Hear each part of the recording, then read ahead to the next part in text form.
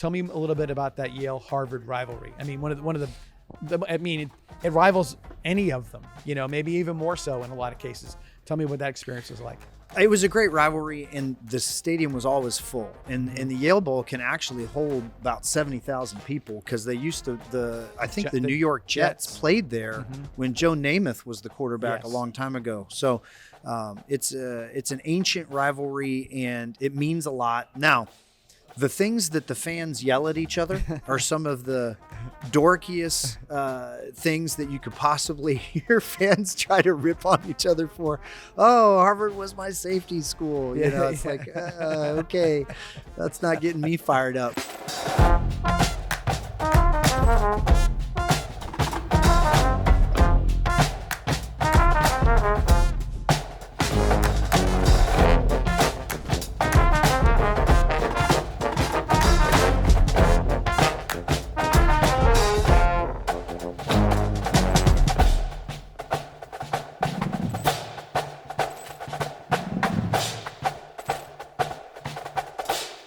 And welcome to this week's edition of the 941 Sports Zone. I'm John Mastoni here with my regular partner, John Peacock, back from a little sabbatical last week. And with our guest tonight, Sarasota head football coach, Josh Phillips. Josh, thanks for being here tonight. We do appreciate it. We're going to kind of pick at you a little bit and find out what your background's all about and where you've been and where you're headed, and talk about your program as much as you want to, so we can find out where the Sailors are going to be in 2023. So thank you for coming. Appreciate it. Thanks for having me. I really appreciate it. Oh, no worries. With that, we'll do a quick recap of last week's show. John, you weren't here, but your old friend Brian Wheatley was here last week. And we talked a lot about... What were the predictions? Predictions were John Reynolds predicted that VHS volleyball would win the state championship. Okay. So that was pretty accurate, maybe. Wheatley picked that... would be the Auburn coach. The coach would be the rookie. Would be the rookie coach of the year this year. Okay. And I predicted something that's a long. I did a long-term prediction that neither Alabama or Georgia will make this year's playoff Final Four. Oh, come on. Either Alabama or because that's not going to come true. I'm a believer that returning quarterbacks are a big deal, and neither has one this year. They're both looking. Don't have one just yet. You've seen Alabama's quarterback room, though. It's fine. I'm just saying it's a prediction. If it's right, I'm a genius. I mean, it could be. It's gonna not be until December. I think there's only been 1 year Alabama didn't make it. It was last year. Yeah. So we'll have to see if this could be the beginning of. And they should have made it. Mm-hmm. Yeah, they should have made it. I know that, and I know how they. A lot of times you get in when you don't win the SEC. You get the chance to come back. You get to sit out and watch somebody else play, and then when that guy drops, you go move in, and there you have it. So I get all that. And the one question we also had all last week. So where were you last week? We kind of know, but what exactly were you? You were at a speaking engagement of some sort, right? Oh yeah. I forgot. I was like, where was I? In Daytona in the Florida Coaches Association. Okay. FACA clinic in Daytona. Spoke there. Gotcha. Well, it's good. Yeah. Well, it was not just football. It was all sports. So it was track and field. Okay. So it that's was, the part I knew you were talking football, but I wasn't sure if it was a bigger event or something along those lines. Well, that's cool. Anybody notably that you bumped into? They had me kick it off. I was the first one. Oh, so you were tap I was out? The first one, and I just had gotten off the boat from fishing. Mm-hmm. I was so tired, and I went. I drove. I woke up at 4:00, drove there, walked in 15 minutes prior because there was a bunch of traffic. Spoke, took my stuff, went in the room, went to bed.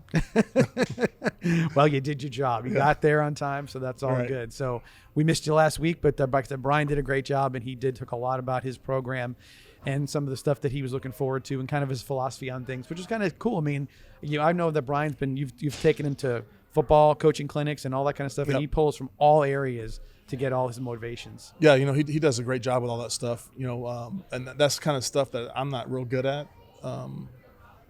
So I get a lot of ideas from him, and Faulkner's that way too.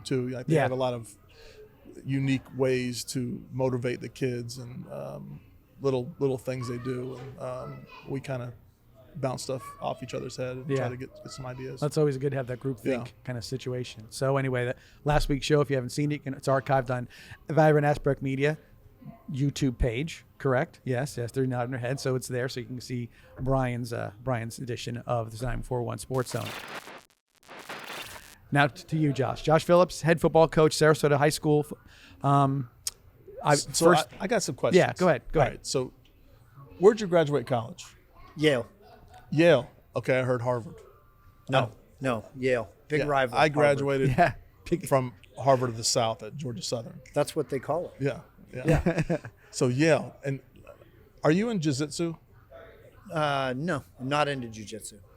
Are you in any type of like mixed martial arts? I'm not. But I used to train at a CrossFit gym that also did Muay Thai in jiu-jitsu, and they had a bunch of world and national champions there. But I wasn't one of them. Okay. All right. Because what I heard was you graduated from Harvard and you did jiu-jitsu in the Olympics. Never made the Olympics. But you were in the NFL. Briefly, I was with the Houston Texans in 2002, their first year, and I played in NFL Europe for Amsterdam, and I played arena football in Chicago. Okay, so that's an interesting one, playing over in Amsterdam. How'd you like that experience as far as fan base and just living in Europe in general? I mean, I loved it. It was maybe the most fun I ever had playing football in my life. We lived in a 5-star hotel for 3 months. It's all right? It was a tight-knit group of guys. You know, once you're over there, that you're kind of all you have. And we were done with practice every day in the afternoon, probably by 2 o'clock, and got to go do whatever we wanted.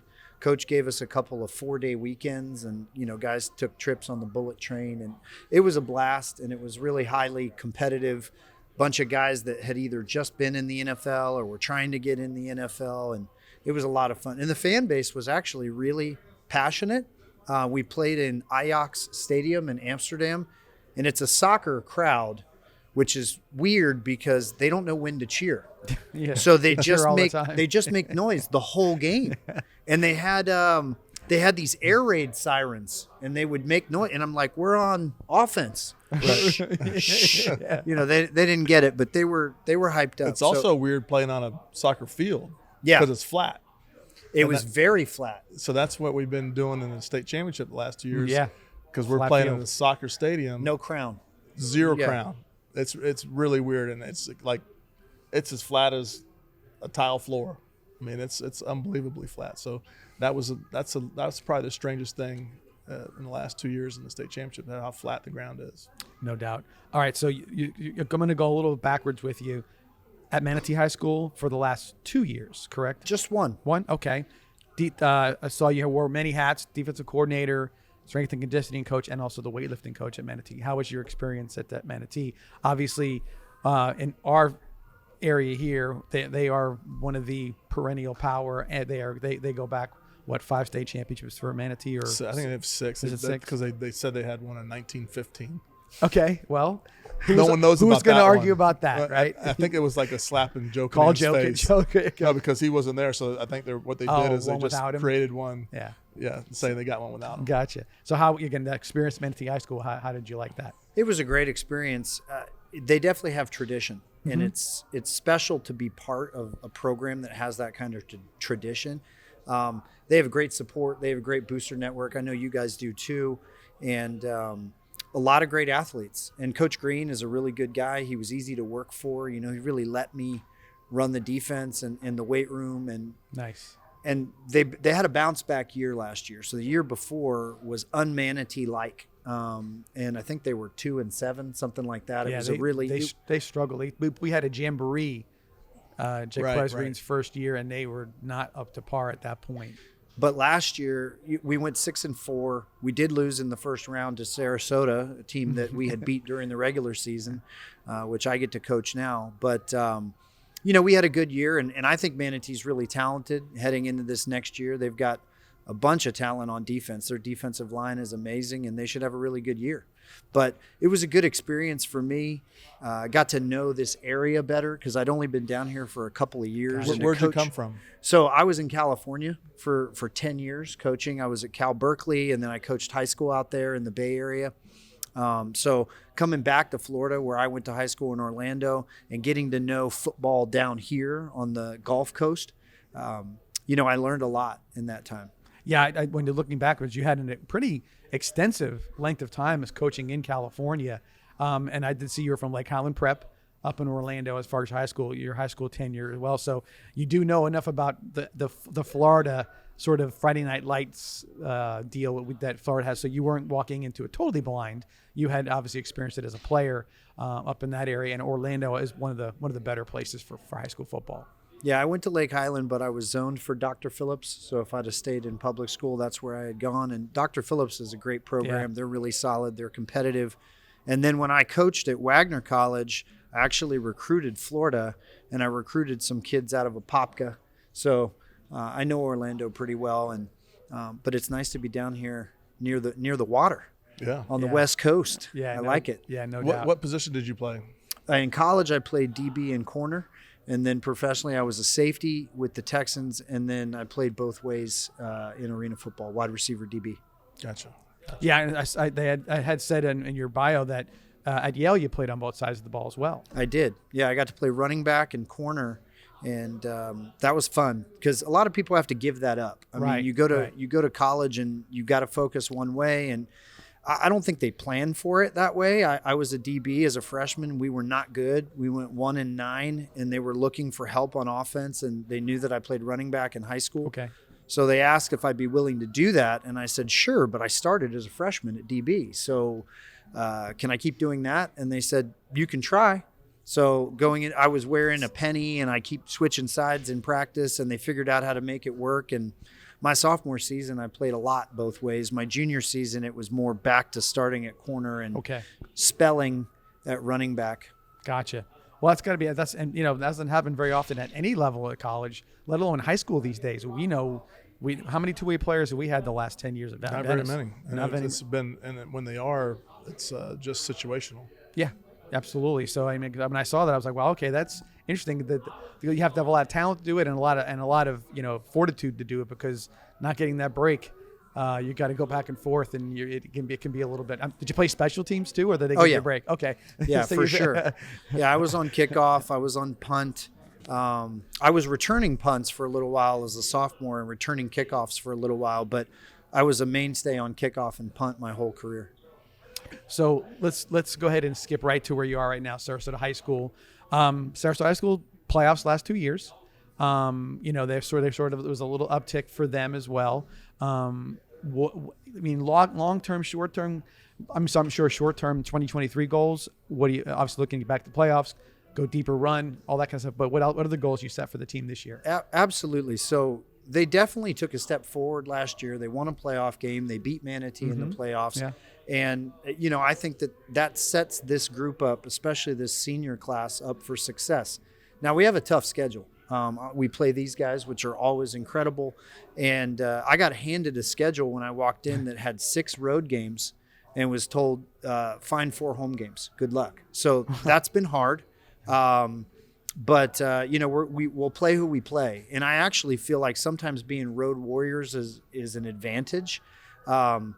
At Manatee last year, we weren't that great at home, but we were better on the road. I think sometimes kids get distracted with everything that's going on at home. It's like that for us too. Yeah. So maybe we don't play away games anymore, but when we do, we're really focused. No, it's funny because I used to always say traditionally we played much better on the road. Like all the pressure's off. Like you can see the kids are sort of like, hey, we're kind of, and they go out. They seem like they always play looser on the road. There's more of a stringent timeline, when the school ends and everything when you're on the road. They have less time to kill, and it's a business trip, and hopefully I'm able to take advantage of that and keep them focused this year, and we can take what they did last year and take another step forward. Long term, I want to build a winner. I want to build a program that perennially has battles with these other area programs. I know Riverview has a good program. I know Booker's been on the uptick. Coach has got a solid program that just year in and year out is competing for state championships. And that's what I want to do. I mean, if I didn't love to compete, I wouldn't be in this business. I wouldn't be doing it.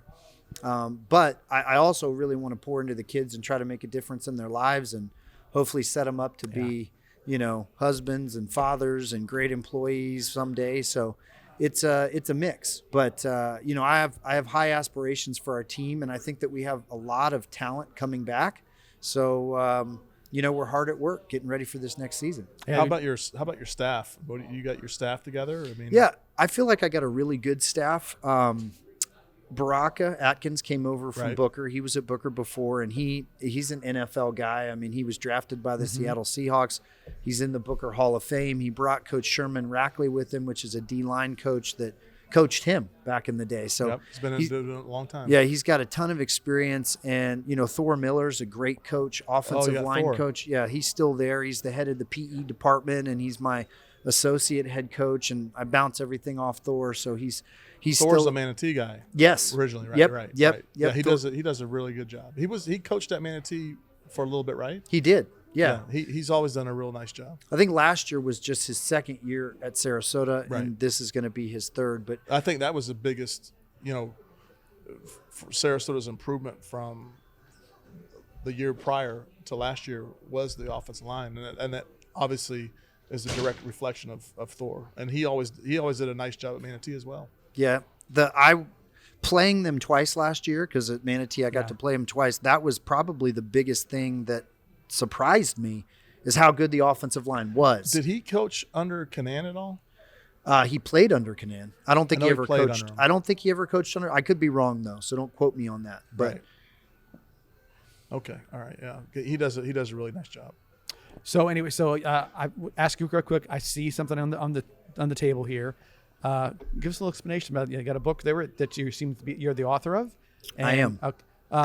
Little quick review or preview of what you've got there. So this is it's called "It's My Time: Learning How to Let God Write Your Story," and really, it's just a testimony of what God's done in my life through sports. And most of the major lessons I've learned in my life, I've learned through sports. It's not just a sports book, but you know, we all have ups and downs, and I feel like more times the lows have taught me the biggest lessons in life and have shaped and molded me. And I don't think I would be doing what I'm doing right now if I hadn't been through some of those experiences. It's the best classroom in high school. There's no doubt. So I try to just pass that along, and it's kind of aimed at young people. I don't think that's the only audience that could read it, but it's definitely aimed at young people, because I thought when I was that age, what would I have needed to hear to maybe help me not make some of the mistakes that I made, or be able to hold on to hope when things didn't look good, or when I went through a tragedy, how to respond. So I'm just hoping to pass some of those lessons along. And that's in high school, especially. You mentioned earlier about you wanted to help these young men to achieve their goals and do all the different things. High school football is so much about that. It's so much about that, because you know, we talk about this all the time. The percentages of players that go on from high school to college to pros, it's so small. But the lessons you can learn at the high school level, just from the basic teamwork to everything else that goes into it, is invaluable. I would probably guess that from successful programs where things are done sort of the right way, teaching right lessons, I bet you the success rate for those kids in life is probably triple, quadruple, whatever, what it would be for someone who doesn't have to play a sport in some cases. I think that sports in general, but especially football, is one of the best life lesson teachers that we could possibly put kids into. And the teamwork that you have to have in this game, and the adversity that you work through, and having a team goal that's bigger than yourself. And, you know, there's pressure. There's pressure in a football game. And it's things that you can't just simulate in life until it happens. And when it happens, when you're a father, or when you lose your job and you've got to try to pick up the pieces and figure out how to deal with that stuff, I think that having to deal with the Friday night lights and the pressure of winning and being part of a goal that's bigger than yourself, I think that those things help teach life lessons that do make young people successful as they go through life, and it prepares them. So that's what I'm trying to do. I know Coach is doing that as well. Yeah, I mean, like we talk about sudden change. We talked about on the coaches show how you prepare kids to have to make it, something's going to change on a dime. How do you prepare for that? Because that's what happens. Adversity comes from nowhere. It comes out of the sky sometimes. We implement that every day in our workout. Yeah, and that's what I'm saying. If you're able to do that, then sometimes with the little things that bog you down, you just step over them, or you deal with them as they come much quicker. And that's really how you can advance in a way that's sort of unencumbered. When you can assess and move on from what may have been what is a problem, and then turning it into a positive or solving it in some way. And I think it's a great book, great idea, because that's such a big lesson. I tell you, your audience should be parents as well, because a lot of times parents, they don't know what happens in the inner workings of a football program, or any sports program for that matter. They see 48 minutes on Friday night, or they see a match, or they see a baseball game, or whatever it may be, not knowing what it took to get there and all the other things. And the whole thing is, well, you didn't play well, you didn't do this, but man, you don't know until you've seen what they've had to go through and understand it before you should start feeling, that there's a negative connotation to what may happen in those 48 minutes. So yeah, I think it's a great deal. Where can we get it? Well, it's actually available at barnesandnoble.com and amazon.com, so you can look it up. It's My Time, Josh Phillips. It doesn't officially come out till October. Okay. These are the author copies. I got my hands on some early copies. Coach Peacock got one. I'll give you one as well if you're interested. Thank you. Yes, absolutely. People can pre-order them now. They can go online and pre-order them. And also, when you go to faithforge.org, which is a ministry website that I built, you can order one from me. I'll send a free copy. Oh, awesome. That's great. So like I said, that's again, it's good to see. I mean, I love the fact that you're making the most of what you're doing right away. I know we're talking about wins and losses on the field and your schedule and everything else, but that could be the legacy that propels you to bigger and better successes for sure. Well, we never know how long we have in anything. We're not promised tomorrow, and that's just in life. Yeah. So I'm going to use the platform that I've been given for as long as I have it, and try to build, like I said, a successful winning program. And hopefully I'll do this for 30 years, but you never know. One more quick question for you. Tell me a little bit about that Yale-Harvard rivalry. I mean, it rivals any of them, maybe even more so in a lot of cases. Tell me what that experience was like. It was a great rivalry, and the stadium was always full. And the Yale Bowl can actually hold about 70,000 people, because they used to the New York Jets played there when Joe Namath was the quarterback a long time ago. So it's an ancient rivalry, and it means a lot. Now, the things that the fans yell at each other are some of the dorkiest things that you could possibly hear fans try to rip on each other for. Oh, Harvard was my safety school. It's like, okay, that's not getting me fired up. But but they get passionate for that day. And I will say we beat Harvard to win the Ivy League title when I was a junior, and it was at our home field. And there was over 60,000 fans there, and they rushed the field, and we intercepted the ball. Harvard was trying to come back. We intercept the ball in the last play of the game. They rushed the field. I got dogpiled. I thought I was going to die. Seriously. Like that, a bunch of people were on top of me, and at first it was fun, and then it's like I can't move and I can't breathe, but thank God I was able to live through it. Right. But I mean, it was a great experience, just the joy, the big moment. And so it's awesome to be part of something like that. And it doesn't matter if it's Yale, Harvard, or Georgia, Florida, or Alabama, Auburn, or whatever it is. Those rivalries are special. Yeah, no doubt about it. And for me, it's always like you see those games, and it's that rivalry week, whatever that may be. And it's really cool to watch those games and understand what it means right there in that moment. Again, the Yale Bowl, you're right. I think the Giants actually played the Jets there because there was a transition of going. There was a Yankee Stadium right. I don't know what was going, but maybe this Meadowlands were being built, something along those lines. They definitely played professional football in the Yale Bowl, no doubt about that.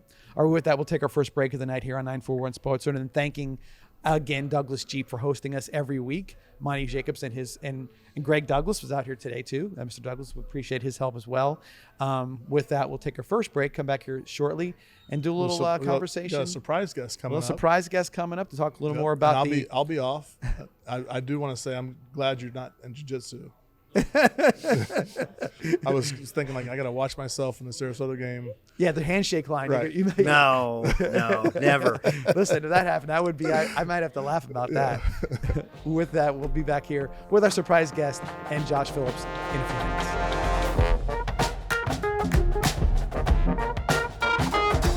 It's the Out of This World sales event at Douglas Jeep Chrysler Dodge Ram, and we just launched the most stellar deals of the year. It's Jeep season, so blast off in the new Jeep Compass Limited from only $339 per month, or leave the world behind in the new Jeep Grand Cherokee from $429 per month. It's Ram season, so shoot for the stars in the new Ram 1500 Quad Cab from only $369 per month. Don't miss the Out of This World sales event going on now at Douglas Jeep Chrysler Dodge Ram in Venice. Who has Out of This World savings? Douglas does!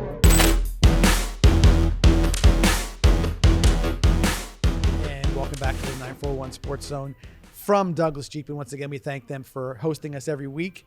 Do a great job with us, and hopefully we'll hear for a long, long time. I think we'd like it here after our 14th episode. Yeah, all right, whatever. We have a little superstition going on here, so it's actually 13, but we're calling it 14. So we'll see how that rolls for us. With that, our special new guest sitting in the John Peacock position. Mr. Jeremy Brown, head coach, Bay High School football up in the Panhandle of Florida. Jeremy, good to see you. You're obviously a good friend of ours, John and I's, and a good friend of the Venice High School family, football family, the whole family in general, because you were at Venice High School for a number of years. And give us a little background on that. Yeah, my first varsity coaching job was at Venice High in '99. Came down to coach the offensive line, and was there for about, I think, 8 years, and got to know you and John and all you guys there. And so interested in coaching, how it's such a relational career, how much our people are amazed all the time when I tell them, these guys I coached with 25 years ago. Yeah. And we still hang out, and our families are close, our kids know each other, and so it's pretty cool. It's always nice to come back, and I'm just so happened John's been telling me about the podcast. We've been talking about it all the time, and when I told him I was coming down, he was like, "Good, you can be on the podcast." And I was like, "All right, man, great." That's even better because we were talking about doing a Zoom call with you, but this gives us a little opportunity to be live and in color with you here. Obviously, it went from Venice. You spent a little time at Booker High School. I did. I was at Sarasota Booker for 2 years with Coach Gilmore up there, and had some success. And then I went to Jefferson County outside of Tallahassee, and I was there for 4 years. And our second year there, we won a state championship. Which was really good. And then we went to Mosley High School from there up in the Panhandle in Panama City. And I was there 8 years. And then I'm at Bay High now. Bay High is where I graduated from. That's my alma mater. So that was kind of always kind of the end goal was to hopefully get back there someday. And program's been down for the last few years, and hoping to get there and turn it around. We had a real good year this year. Our first year there, won the county and the district championship. First time they had done that since 2003. And so we're excited about the pieces. The administration there is great, and it's just it's funny how you spend all the time down here, and I heard you guys talking on the show earlier, just kind of the Gulf Coast football here, and it's different. You know what I mean? When you get the panhandling down here, it's a little different. Smaller up there, smaller schools, not the population's not as big, and so on. But it's been a lot of fun being up there and having the experience here to take up there, and seems to really has allowed us to have some success. So we're excited about it. Yeah, you just read my mind because I was going to say, Josh, obviously you played football in Orlando area, so you know that area. Here we are in the Gulf Coast of Florida. You're from here. This is what my experience has been. But again, up in the Panhandle, it's a whole different experience. A lot of the rural schools, the old 1A classification, now 1S. That's all schools that are just small little 300 student kind of places. A lot of that. You're in a bigger area, but nonetheless it's a big part of Panhandle football. Yeah, most of the and it's funny. A lot of the rural schools up in the Panhandle are most of them are K through 12. Handful are 6 through 12. So you get that. You can get those kids in the 6th and 7th grade. When I was at Jefferson, we had, I think the year we won the state championship, we had an 8th grader start for us at defensive back. Because with it being a middle high school, those guys can start playing earlier. And I know Coach had a funny story, football just in general from Lake Highland Prep. And Cam Duke, who was the head coach at Lake Highland Prep, he's now at Orlando Edgewater. He was my offensive coordinator at Jefferson County and at Mosley. And actually, when he came down to Orlando for his interview at Lake Highland Prep, I rode down with him. And we talked the whole way down about the interview. It was his first head coaching job. So it's just funny how things come full circle. No doubt. There's no doubt about that. So, again, Jeremy, we plan on having you as a guest a lot of different times. We have a little subject matter that comes up.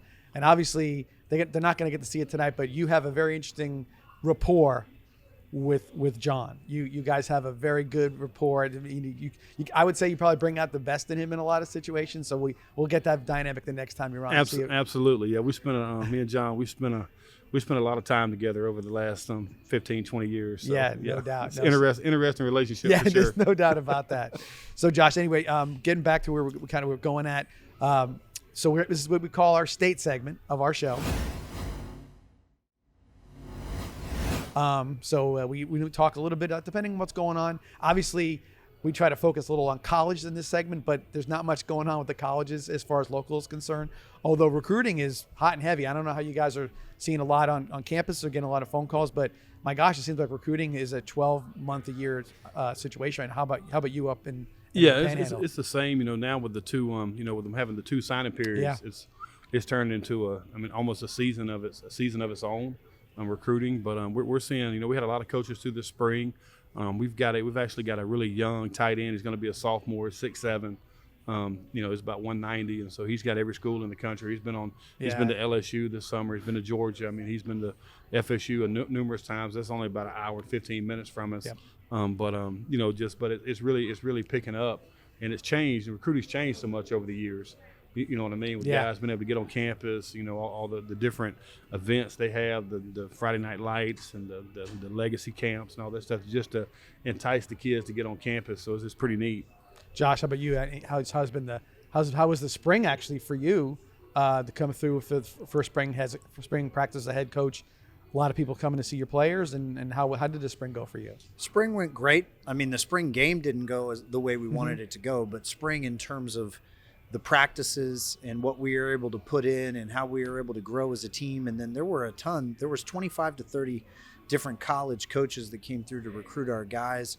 And a few of our guys got offers. And this summer right now, it's really kind of camp season, especially in June. Yeah. A lot of kids are going out to camps, and I encourage that because I want our kids to be seen. Now, some of those college camps, it's just there's hundreds of kids there. It's a money grab. Yeah, it's a money grab. But there are opportunities if they're looking at a certain guy and they want to see what he can do, and they're about to offer him. And I know our running back just went up to University of New Hampshire, Joe Ziegler Jr., and they were talking about offering him, and he went up to their camp, and so we'll see how that ends up. But sure. I think June is camp season, and then we're going to a camp as a team in the middle of July, and we're in the midst of summer workouts, out there big grinding in the heat, lifting, right. And I think a lot of the camaraderie as a team, it develops right now. It's during the summer when you're doing those hard workouts, and the guy next to you, is he going to quit? Is he going to push through this thing?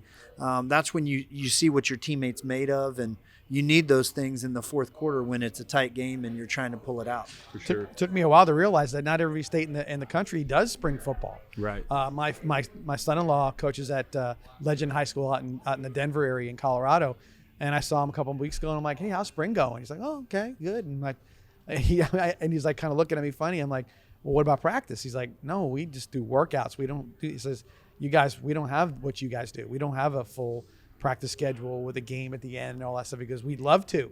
What a special time to kind of get those guys in, and you can experiment a little bit in the spring and see if a guy maybe plays a different position or multiple positions or whatever it may be, and then you never know what you find a gem, somebody all of a sudden that comes up from the JV and he gets a chance to show himself in the spring. So it's a huge advantage. Of course, everybody's playing under the same rules in Florida, but from around the country, not so many people have the same situation. And I think that's probably why you see so many every year. The recruiting, there's schools from outside of the state of Florida. There's more kids from Florida going to college to play football, and I think the spring has a lot to do with that, because you've got a whole nother. You think about the spring 20 practices over the course of 4 years.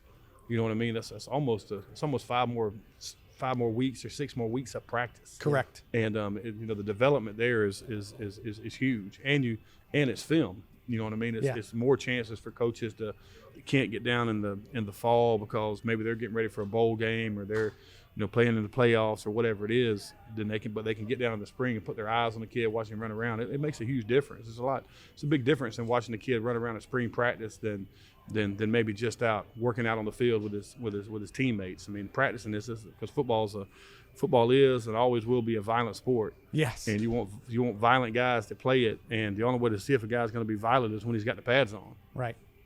And a lot of the back to recruiting part of it, a lot of the big dogs, the head coaches in college, come out in the spring. Yes. They're out there and their opportunities, and that's when they show their face, and that's when they're kind of doing their visits on campus. Right. Yeah. When you get one of those guys to fly in on the helicopter or the little chopper, that's when you know you've made it. We haven't had that at Bay High yet in Glenwood, but we're hoping to get there in the next year or two. It's fun when that kind of stuff happens. If that whatever goes on, it permeates this community in particular, because all of a sudden we said, "Did you hear what happened today?" And it's just like, before you know, everybody in the town knows about it within 30 minutes of it happening. All right, so with that, Tampa Bay Rays baseball. A little bit. Baseball, a little bit. A little bit. All right. Well, they're having a fantastic year. Best team in major leagues right now. John and I have been kind of keeping track of their record and watch how things are going. They're 57-30 right now. Best record in the league, 5.5 game lead over the Baltimore Orioles, which is that if it wasn't for Tampa Bay this year, Baltimore would be the story. Mm-hmm. I mean, they've sort of had a rags to riches turnaround with their program, but staying in about a 5.5 game lead. And we had talked about how it's not really sustainable in any situation with baseball being such a long season, injuries and whatnot, to really sustain that level of winning. But if you stay 27 games over 500 right now, you're fine. That means go 500 the rest of the year. That's right. And right now that seems what they're kind of treading a little water, but the All-Star break is coming up, and I think it's at the perfect time for them. I don't know if you guys have any opinion on that. Yeah, I mean, I think the one thing this year with my youngest son JJ plays football, basketball, baseball, plays it all, but he really follows the baseball stuff. Okay.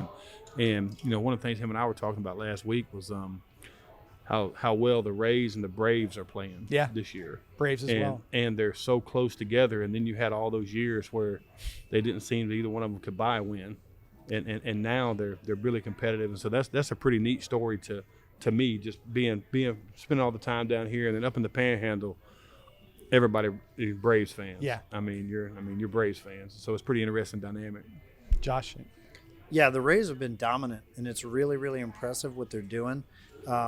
And like you said, this break comes at the perfect time, because I saw McClanahan is on the injured list. Lower back problem. Yeah. Back tightness. We don't know. We don't know how bad that. But that's the type of thing that you get a little time off with the All-Star break, and he might be able to come back and finish strong. And they're going to need that, as dominant as he's been. Yeah, because they've lost, Springs and a couple other guys that really started the season off really throwing well, and they lost them. But lo and behold, they had Glasnow coming off Tommy John surgery, and he stepped in and has pitched pretty well.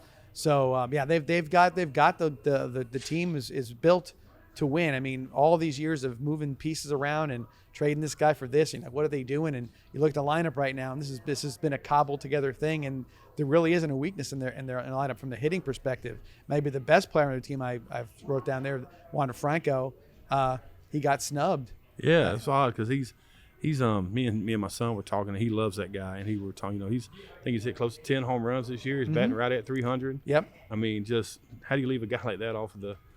You put the entire infield for the Braves and the All-Stars on the All-Star team, and then he didn't even get on. That's kind of. It's always been a little fan-based in some of the stuff, but the idea is that him in particular, he's more than the statistics from a young guy. He's a catalyst on that team. I mean, when he comes to the plate, everybody's level goes up a little higher. The fans, the team, you see it. His hits are vital to a lot of their wins. Yeah, kind of their thermostat setter, so to speak. Absolutely. Yeah. And he plays at 1,000%. He does not.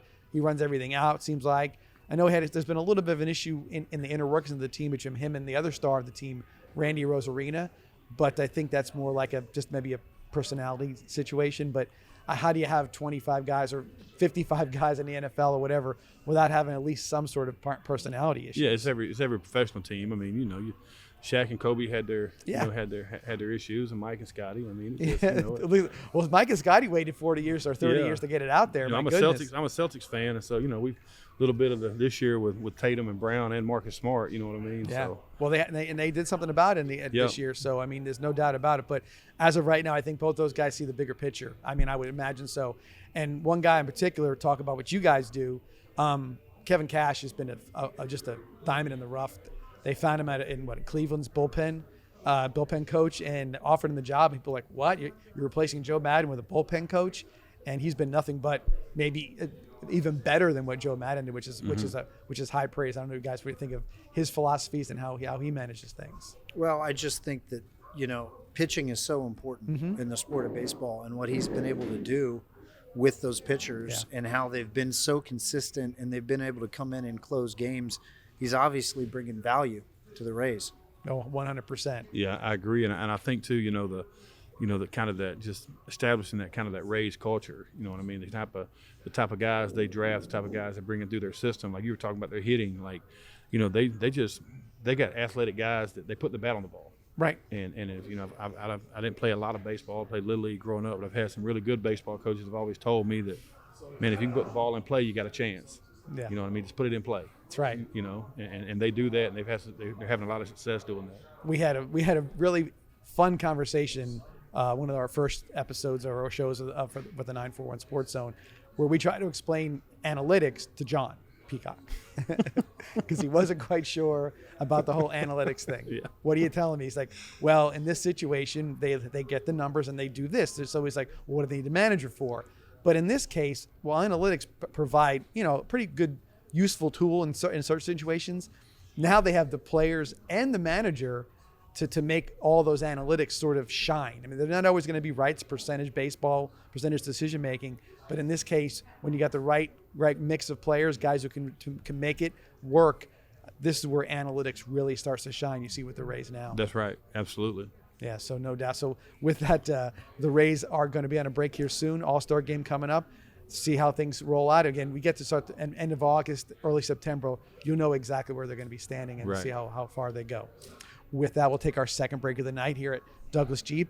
Come back and talk a little bit of some national news. I don't know if you saw that NASCAR race yesterday, streets of Chicago. It was a little wet, a little damp. It was a lot wet. There's no doubt about it. It was kind of interesting as they were because the guys like Dale Earnhardt Jr., those guys were like, we don't know what's going to happen. You don't see guys racing this tight of quarters with wet cement, and that goes to wet asphalt, that goes to different things. So very interesting situation. We'll talk a little bit about that. We'll be back here at Douglas Jeep and the 941 I'll say that again, 941 Sports Zone in a few minutes. See you there.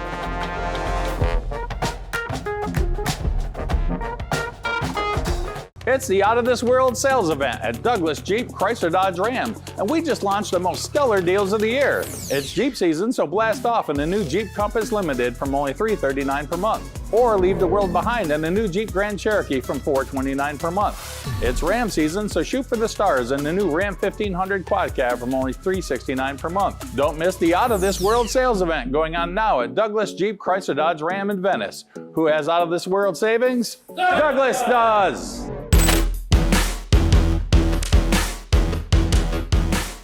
Back here at Douglas Jeep in the 941 Sports Zone, and we're going to talk a little bit national sports right now. And real quick wrap up, we were very college baseball heavy in our last few programs. LSU, we were actually on air or filming on air when the last championship game was in play.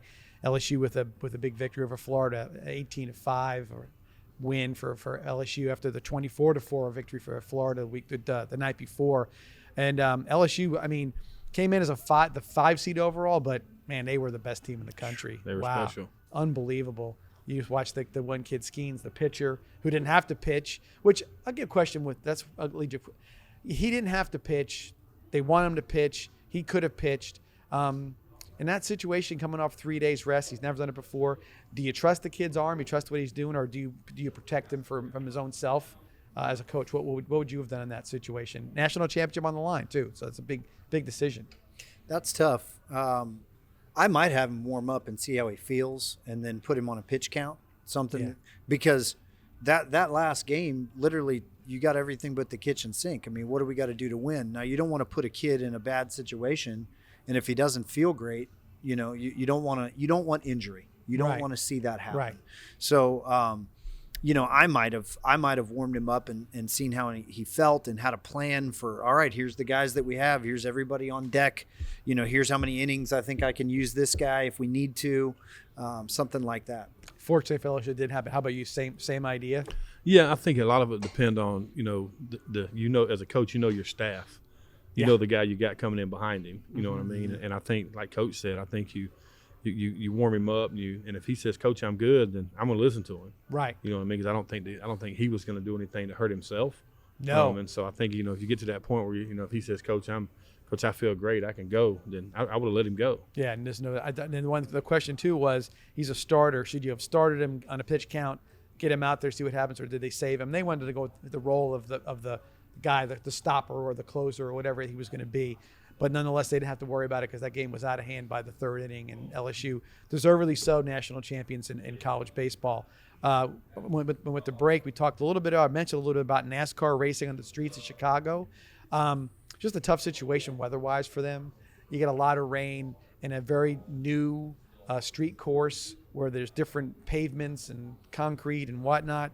And right off the bat, it wasn't the wrecks you see on the big speedway races. It was more like, everybody kind of piling into the tire barrier or more fender bender kind of accidents.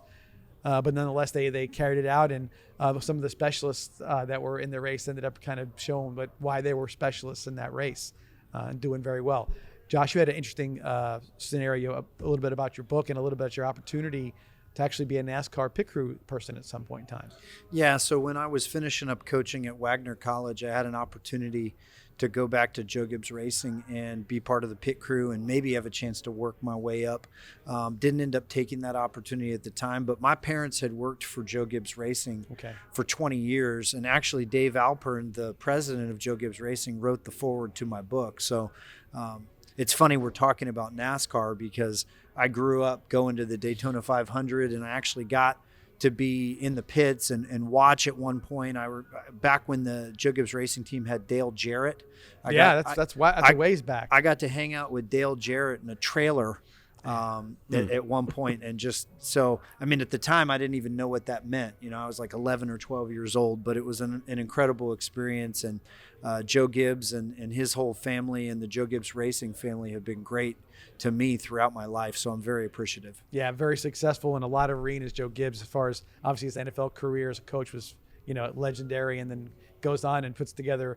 That's no small task. The depth and breadth of a team like a NASCAR team, it's a big deal, multi-million-dollar operation, and he just seemed to flourish in that environment. And I wonder how much of that of coaching, I'm sure it had a lot to do with his success as a car owner in NASCAR. I know that he always saw himself as a great delegator, and he wanted to hire great people and let them be great at what they were great at. Mm-hmm. And he did that as a football coach, and he was highly organized, a great leader of men. And then he went and he did that with a NASCAR team. A lot of the same principles applied, and I think that's why he's been so successful in both arenas and in every area of life. He's just that kind of person. Yeah, look at it. In Washington, he had what was the old line coach again for back in the day with the Hogs? Is it Joe Bugle? Is that yes? Yes. Joe okay. Bugle, yes. Yeah. I think the thing with Joe Gibbs too, that all his success, we lose sight of the fact that how strong he is in his faith. He's a man of God, and he's never been shy about letting people know that that's who he is. And we kind of talk about kind of the main thing, and he's always done that. And not that that's not why he has success. Right. But I think he just, like you said, he's a leader of men. He's a people manager. He understands that it's no matter what you're doing, it's a people business. And he's great at managing people, and I think a lot of that has to do because he knows how to treat people. Yeah, and when he was a coach, he always had a very stoic way about him. He wasn't Tom Landry stoic, but he was definitely a guy who didn't show a lot of emotion. But when you see little snippets of him in some of these, things, Super Bowl review things, and he was a fiery guy. Right. He just wasn't demonstrative about it. He definitely motivated, and he definitely asked a lot of his team and his players to do that, and he put a lot of faith in them as well. I mean, he's the guy that won at Super Bowl with how many different quarterbacks? 3. Yeah. Right. Yeah. You had Theismann, or used to be Theismann. Mark Theismann, Rippon. And Doug Williams. Mm-hmm. Yeah. And even that year, it was between Jay Schrader and Doug Williams That's for right. a while. Mm-hmm. So he never sat on anybody, and he was kind of moving forward. And even running backs the same way. I mean, you had John Riggins for a good portion of that. Then you had Ernest Biner. Ernest Biner with the run, and he went after Ernest Biner's worst moment with Cleveland when he fumbled going in to go ahead score in Denver. And Joe Gibb takes him in and says, no, come with me. And he wins a championship there. And in that one Super Bowl versus Denver, they had Timmy Smith. Yeah, that's the rookie, and that was the game of his life. Yep, that's right. The quarter versus the Denver Broncos. I think the consistency of that team, though, was the O-line over all the years. And, and maybe the D-line, too. Yeah, there was a handful of Hall of Famers on that deal with Joe Jacoby and those guys. I mean, they had some guys. I actually wore number 66 throughout my football career because of Joe Jacoby. I was a huge Skins and a big Joe Jacoby fan as a kid. So. That was one big dude. He was. He had everything about him. His head looked enormous. He had the big guy look for sure, no doubt. But again, Joe Gibbs Racing was just part of a little bit of an NASCAR conversation. One other thing too, while we're in the national side of things, MLB heading to the All-Star break. You mentioned the Braves. I was going to bring that up as well. Braves are doing really well in the NL. Cincinnati is having a heck of a run right now. They're on like a big winning streak. So there's a lot of interesting. If baseball, let's say baseball overall, I think has been in a bit of decline. Maybe over the last 20 years, losing some viewership. I think a little bit about some of the rule changes with the pitch clock and all the different things have sort of brought people back to it. And right at that same time, they've got some interesting storylines developing as far as the playoff pitcher and those other things. How do you see it the same way, or what? Yeah, I think so. I think the pitch clock and then just it seems to be more of a hitter's league nowadays. You know what I mean? And I think you're casual like me. I would say I'm a casual baseball fan. I'm not gonna carve time out to watch 2 or 3 games every weekend or anything like that. But for a casual baseball fan, you turn it on and you watch an inning. You like to see a couple of hits, and then you might watch the next inning and the next inning. You know what I mean? And so I think that's been one of the things is with Tani out there in Anaheim. I mean, that's a special player. Every time that guy's on, if I'm turning the channel and he's on, I'm watching it. Right. Because you just never know because that guy's special. Right. So and I think there's those type of guys in Major League Baseball now that makes you want to watch them. I agree. I was just going to say, I actually get excited about All-Star game for baseball. Sure. I think that they do a great job because it matters. The way that they have it structured, it matters in terms of winning the game, which is, I think, something that the NBA and the NFL have kind of lost.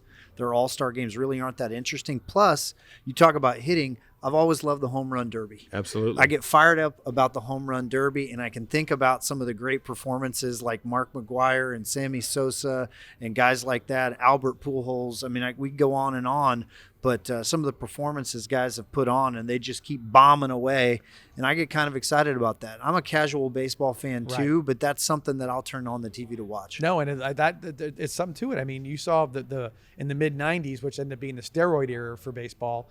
But those guys, McGwire, Sosa, all those different Bonds in particular, doing what they did, that they brought such a spotlight to the game. It was exciting to see what was going to happen. It was exciting to see when that guy was coming through the lineup, where he was coming in, and you had those kind of players that, again, if you think about ESPN in particular, a lot of how they cut their teeth was with college basketball, a few other things, but Major League Baseball highlights were a big part of what brought people to watch. You wanted to see what happened on the West Coast. You want to see if somebody hit a home run. You wanted all those different things. So baseball was always littered with all over ESPN sports centers, and that's what people were drawn to see. I mean, sometimes you don't want to see a 9-inning game, but you wanted to see if so and so went 2 for 4. That's right. A lot of even funny you said that because back then with ESPN, a lot of the catchphrases with Craig Kilborn and those guys was I remember Albert Bell getting 3 hits, and some of the tag words that he was saying about Albert Bell was one of the funniest things I remember as a kid watching it. But that's kind of how some of those, like you said, some of those guys made their name through baseball than football or basketball. Right, and I think they lost track of it because the game itself didn't have any guys that were doing any sort of superstarish type of stuff. They just seemed like, oh, okay, you're going through the lineup and didn't really have anybody who popped. And now you're starting to see that again, which and I think Coach said too, he's 100% right about the All-Star game. Like, the NBA, it's, you want to watch the 3-point shootout and not even really the slam dunk contest anymore. But the rookie game is pretty fun to watch. But with baseball, you still want to watch home run derby, but you want to watch the game because, like you said, it means something. It's a game. Right, it's a game. Because now the games that they play, the hockey has some sort of 3-on-3 thing that they do. football doesn't even play a game anymore. They're just Right. doing some sort of flag football thing, because they just. I understand it, but there's like you talk to you hear old school guys saying it's another game, guys. And it's so hard with baseball. Like the NBA. Those guys they go out there and go through the motions for about 3 quarters and try to, you know what I mean?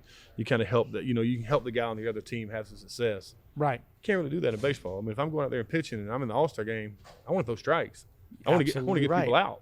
You know what I mean? So you you're can't hide it. And they're good baseball games most of the time. They're, Right. They're 4-3 games, which is 4-3 baseball game that's tight. That's a good game. You want to have a little bit of that feeling of the game, a little energy in that game. A lot more fun than the national championship game. Yes. For you, for sure. sure. That For was sure. terrible. For sure. I'll say this go back a little bit with that.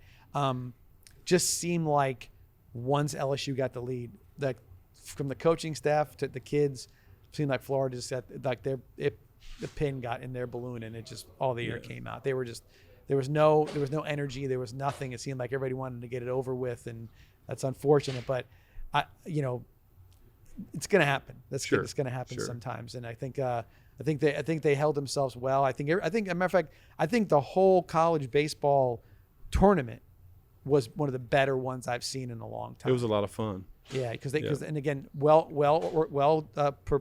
by ESPN.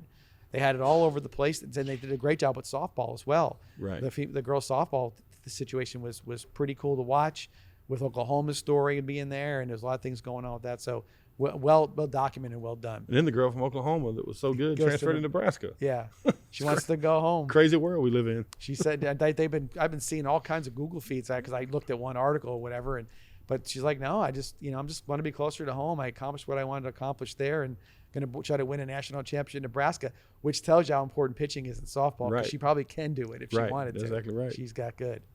Okay, we'll take our final break of the night. Come back and talk about our "What's Bugging Me" section coming up next, and our predictions if you have any. Whatever you may want to. You can predict tomorrow something, or you can predict down the road something. Something entirely up to you guys. What you want to do if you want to jump in there. So with that, we'll come back with "What's Bugging Me" and predictions after this break. See you soon.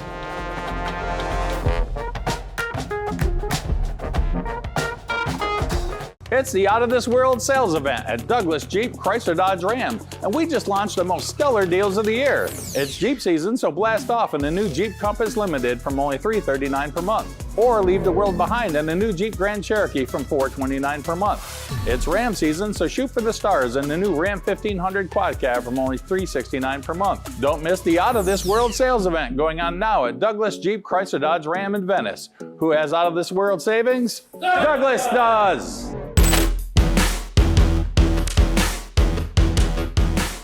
Welcome back to the 941 Sports Zone from Douglas Jeep. But I will not to say this: we officially now have our sponsor for What's Bugging Me. Truly Nolan Pest Control has got on board to be our What's Bugging Me. Oh, that's nice. That's a perfect sponsor. So we did. I mean, John and I thought about this. It was like, well, what's bugging me? And you get a pest control company, so they jumped on board. So thank you to the local Choli Newland company, and thank for the national folks for approving all the things we asked, and so we do appreciate that. So What's Bugging Me will be brought from now on from Truly Nolan. That's awesome. Yeah, Coach Peacock usually doesn't have very good ideas, but when he does, they're usually really good. They're spectacular. But there's very few and far between. Then he has to go to sleep for 25 That's hours. right, no doubt. No doubt.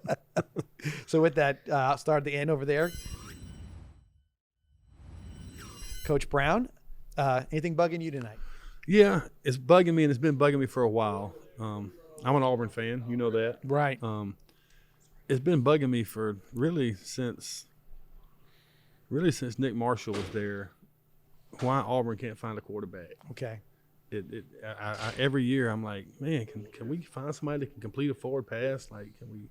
I mean, and when Gus was there, and I liked Gus, and I thought he was a quarterback guy, and we still didn't have very good quarterbacks when he was there. And Harsin came in, and it wasn't the same thing. Didn't get any better, but I think now maybe we've got a guy that can coach quarterbacks.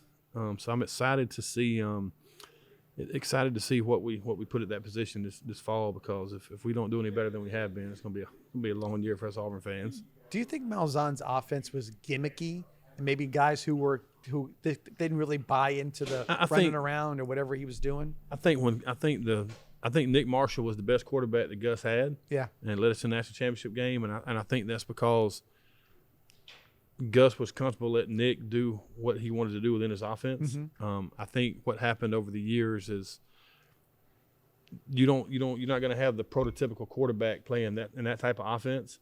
And I think a lot of the alumni got into it. Well, we want to do what Alabama does. We want to do what Georgia does. Right. But one of the things that made Gus successful and made that offense work was it had that element of surprise that you didn't see it every day, and it's hard to rep it at practice. Right. And we would get guys like Jared Stidham, who was one of the top rated dual threat quarterbacks in the country when he transferred from Baylor, and we didn't let him run the ball. Right.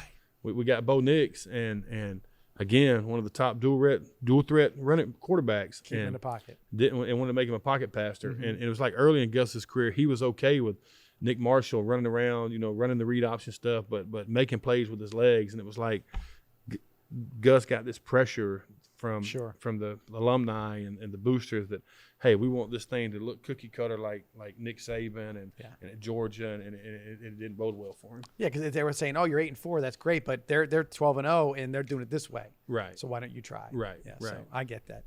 Josh, anything? What's bugging you? I thought about what to talk, and I'm thinking the NIL situation in college sports is bugging me.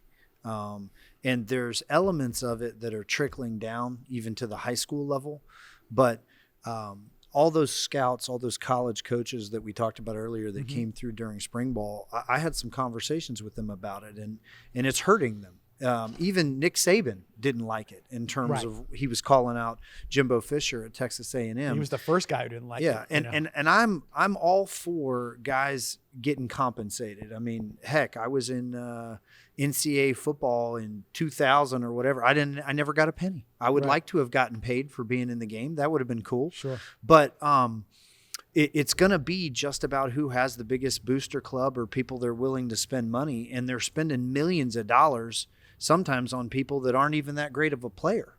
And I just don't think it's good for sport in general. And so from a cultural perspective, I don't think it's good. Then I get into all the transfer portal stuff because that's the tough one right there. there. Because COVID caused a backup, right? Because everybody got an extra year because of COVID, sometimes 2 years, right? So then there were seniors that were not graduating and they wouldn't leave, or they had another year of eligibility. They'd leave their one school and they could transfer somewhere else. Then there were less scholarships to give to high school kids. So there were less high school kids getting scholarships, and that backlog really hasn't changed. And now with the transfer portal, there's a situation where and I guess this is good and bad, the Division, say 2, Division 3, or like 1AA kid that's a star, he's going to get picked off. He'll have an opportunity if he wants to go up and play at a big school. Then you got backups on certain teams that are getting recruited to go play other places. It's just, it makes building a winning culture even harder. And at the high school level, for me, trying to shape and mold young men and build character, adversity is part of that. And sometimes you need to stay and you need to beat somebody out. Right. Sometimes you need to fight through a situation where you're not just handed something, but it's putting us all in situations where it's very, very hard to hold that accountability line. And I think it's really tough for those guys, but it starts to trickle down because culturally, this is what's expected.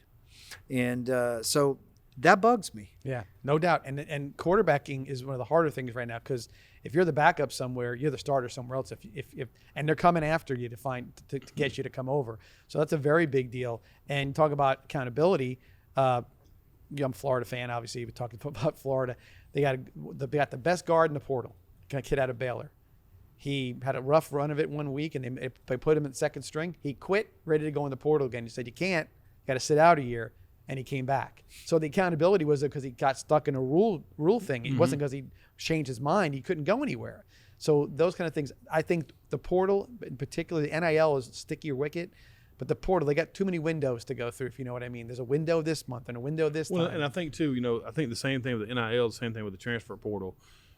Like Coach said, especially with the NIL, good idea. Right. But there was not enough oversight, not enough parameters, and it was just kind of like the Wild Wild West, so to speak. And I think the same thing with the transfer portal. There's got to be they've got to put some type of regulations and stipulations on it. You know what I mean? Or you just, like you said, it's kind of like now the JUCOs are obsolete unless you're a true bounce back. Your Division IIs and Division IIIs are now your junior colleges, right? Because they're picking players from there. You know what I mean? Because even if you're a Division II player and you played at a school for 2 years, you're going to be more developed than a high school kid, unless you're talking about the 5-star kids. Right. We're not talking about those high school kids that are getting passed over. We're talking about these good, tough-nosed, really good high school football players that normally would have been at a South Alabama or a Troy or somewhere like that. Now those guys they're not getting recruited at all because they're going to picking this kid that's 2 years older than them. They've created a hierarchy. They're just going to get somebody with more mature body. And I think during the NCAA tournament there was during the basketball tournament I want to say it was Villanova. There was one of the schools, their guard cat was 27 years old. Right.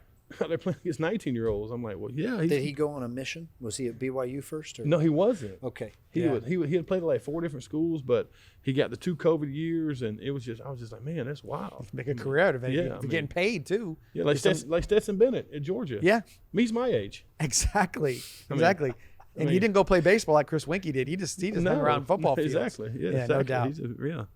What's bugging me? You mentioned a little before ESPN having the mass exodus of a lot of pretty talented folks. I get that there's some tough times, economically. They got to make some decisions, but a lot of the stuff this is a management issue. This isn't a talent issue.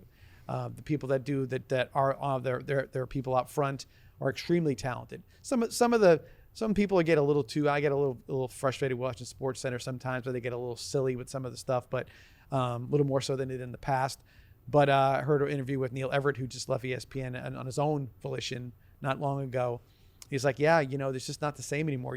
There is no team orientation. I'm the last guy who got paired with a guy. Stan Verrett, was his guy. Now it's like one guy making it on his own, or one guy with his own show, or one. So there's not a lot of that the camaraderie and whatever else was going on. And I think that's because ESPN sort of lost track of who they were as far as a sports network. I think they kind of lost track of it. So watching it for a lot of years, they've lost me in a lot of situations. I don't turn them on. They used to be that button went to ESPN all as much as possible. Right. I don't watch it as much. I like to do with management, not to do with the talent, and the talent's people that are paying the price right now. So that's what's bugging me. Jeremy, prediction? Do you have any predictions for us? I do have a prediction. I predict next year that the Boston Celtics win the championship, and Tatum, Brown, and Porzingis all make the All-Star game. All make the All-Star team in the East. I think he's going to have I think him being paired with those two guys, he's going to be able to do what he's always had the potential of doing, and he'll duplicate his season this year. Probably a few more rebounds, a few more blocks, but I think the Celtics win it all, and all 3 of those guys make the All-Star team. Gotcha. All right, that's not far fetched. No, they're right there. I don't think so at all. I'm usually pretty good. Yes, that's a good prediction, no doubt. Yeah. Josh Phillips, prediction.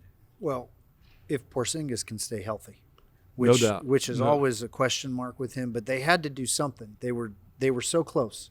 Right. 2 years in a row, and this is like make it or break it for this group, for Brown and Tatum together. Right. They're either going to win it or they're going to break that thing up. And I told somebody last week that they were talking about Porzingis, and I said he's like a poor man's Jokic.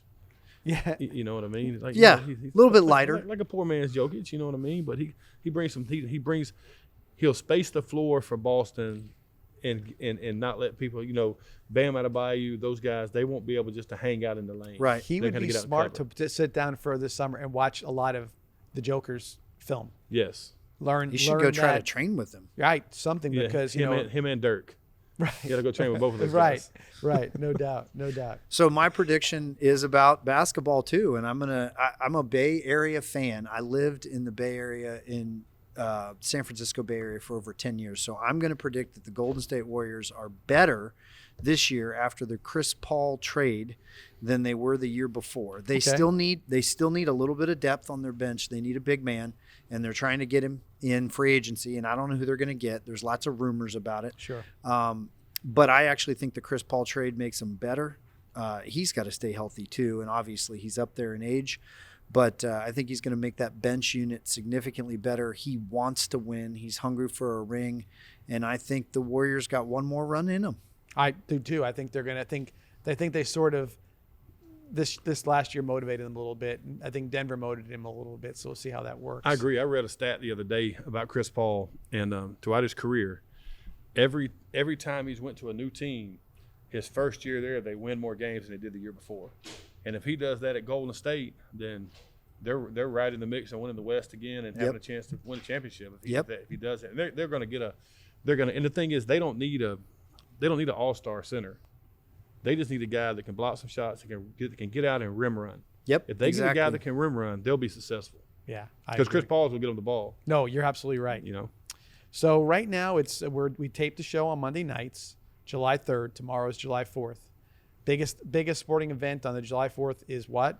The hot dog eating contest. That's right. Joey Chestnut, baby. So I think I'm not going to predict who's going to win, but I'm going to predict that the winner, which is probably who it'll be, will not break the record this year. Okay. He will fall underneath the number, which is like 73 now. What's it? Do you know? 72. Well, whatever it is, it's disgusting. How many minutes? How many minutes? 10. God. Yeah. Lee, I can't believe it. And it's just, I mean, they trained for it. I give them credit. There's some training goes into it, but I couldn't even think of that many hot dogs. I've seen a training video of Kobayashi back in the day when he was eating sushi off a rotating thing, but I know that he would train his stomach to expand. We'll see. I was in a about 4 or 5 years ago. Right, it was pre-Hurricane Michael up in the Panhandle for a fundraiser for Stuff the Bus for toys for needy kids. They did a chicken wing contest, and they got me to like this. I was the celebrity guy in there. Oh, there you go. And they didn't tell anybody it was going to be Outback wings. Those things are huge. You know what I mean? So you get about 12 of those things, and you're about to pass out. If the area coaches were in a hot dog eating contest, who would win? Area coaches? Area football coaches. Who would win? Gosh, I think you'd probably win. Are we talking about head coaches or assistants?